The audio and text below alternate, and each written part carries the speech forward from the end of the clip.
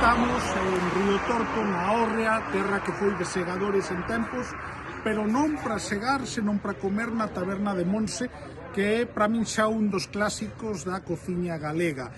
Non é a primeira vez que veño, pero este lugar onde se fai comida de sempre e coma sempre cunha relación calidade-prezo magnífica ten unha particularidade e que comes na cociña.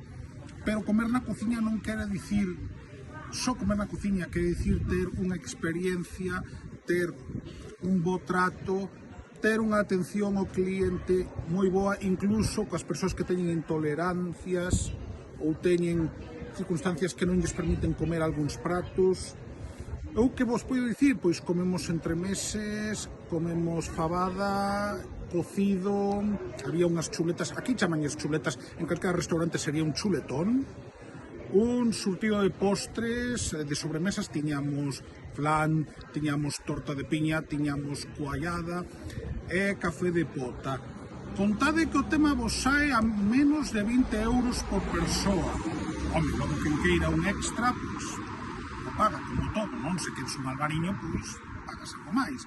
Pero a verdade é que estivo moi ben. O ano pasado conseguiu un solete Repsol e eu creo que un dos lugares imprescindibles para xantar en bo ambiente, boa compañía e unha boa cociña, que, por certo, como me comentou Monse, ten 70 anos, pero conseguiron reconverter aí 20-25 aquí no interior de Galicia, entre a Pontenova e Meira.